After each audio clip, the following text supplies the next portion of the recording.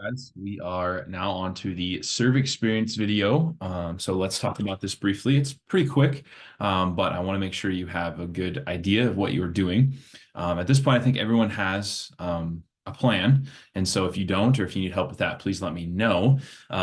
You can go to hisgoodnews.com/rooted leaders, and they have a video there that talks more about the serve experience too, if you'd like. On page 59 to 62 in your leaders guide, that is going to be super helpful as well. They even have a model devotional for you there if you would like.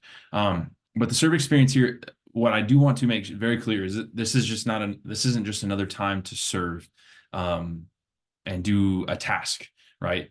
It's good to serve, it's good to do tasks and things, but this is very intentional. Okay, so that's why I encourage you to find a very relational place to serve. And so the whole goal here, and some of you will be doing this before you get into week 6 and 7, but week 6 and 7 talk a lot about your purpose, a lot about how you're gifted and wired, and they also talk a lot about poverty. Okay, so Rooted talks about poverty in a very different sense than we usually think of. Poverty is not an absence of food or an absence of money, absence of shelter, clothing, that kind of thing. That is part of it, but poverty is really shalom shattered, and shalom means peace. Okay, and so peace is what we had in the garden, right? Before sin entered this world, there was a peace that we had with God, that we had with each other, and there was nothing we were hiding. There was no problems. Everything worked as it was supposed to. Okay, but after, of course, sin entered the world, then that shalom, that peace we have, is shattered, and so that's what we talk about when we think about poverty. We're all on the same level because we're all in absence of that peace of shalom with God and with each other. That's where a lot of the problems in this world come from, is just this absence, this broken relationship between each other, between God, all of that. And so we really want to lean into that whole idea. We're not here to serve because we're better than anyone else or because we have more things than anyone else. We're here to be one with the people we are serving. Okay, so we are all impoverished spiritually apart from Christ. So during this experience, the goal is to encourage your group members to lean into the idea that we're all on the same playing field. Some have more, some have less, but we're all on the same playing field in regards to relationship with Jesus.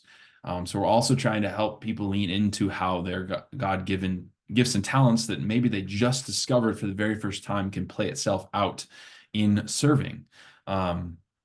So you'll take a spiritual gifts assessment. You may not have done that by the time you have your serve experience, but the goal is that we want people to start using those gifts and talents in a new way and start hearing from God in the middle of the whole thing. So this experience is all about relationships and letting God move in and through you, in and through your group, all of that. Okay, so that's really the baseline that I want to make clear for you, that I want you to make clear for your people. So the outline of what this looks like is very simple. First, though, you want to read an orientation. So if you can, I know that this might not be very possible, but if you can, try to gather your group together for even 5 minutes. If you had 5 minutes, that would be good. Try to read a short devotional and pray that your hearts would be centered on hearing God and serving others free of self.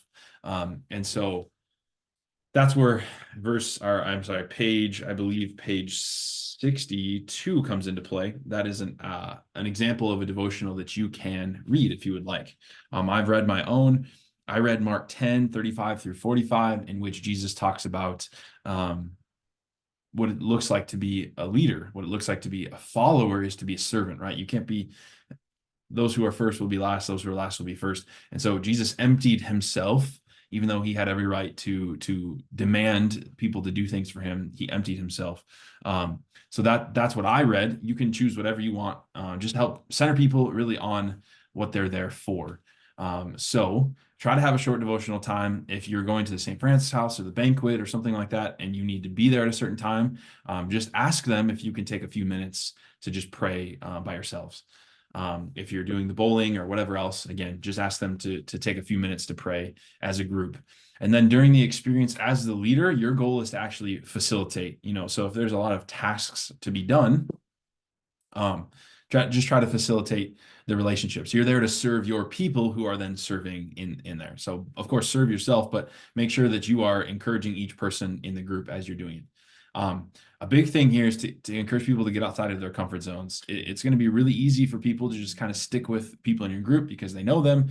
But encourage people to go out and be with the people. If you're serving again at the banquet or something like that, it's easy to just kind of stay behind the wall and serve plates, and that's not bad. But this whole point is to get outside of your comfort zone. So really, really, really encourage people to get outside of their comfort zone during this time and to use their gifts and talents. And then keep an eye out for anything that is just outstanding or is good or maybe not so good throughout the experience. Just as a leader, keep an eye out. And then afterwards, if at all possible, spend some time right afterwards. So after you're done serving, after you're done bowling, whatever, spend a few moments reflecting on the experience. If you don't have a chance or time to do it right after the serve experience, then make sure you do it at the next group meeting. But yeah, just ask these questions afterwards or at the next group meeting. What did you see? What did you hear? Who did you meet? Just let people kind of debrief that way.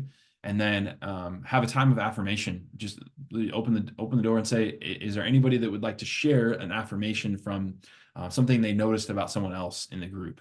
And spend just a few moments letting people affirm one another and what they saw that was special that happened. Where did you see the presence of God? Where did you hear his voice? Anything that people may have heard from God? And then what will you take from this experience? So you can ask, I would encourage you to ask all of those questions or all to go through all of those things. If you don't have time, that's okay. But again, be very intentional about having this beforehand, during the experience, and then after the experience. That's what Rooted is all about, is we really want to be intentional before, after, and during. So if you have questions about this, if you still have unresolved details or things that you need for the serve experience, let me know. But I'm excited for you to have this. Again, this is another chance for you to grow closer as a group, for people to get outside their comfort zones and do what God has called them to do. So praying for you in this time.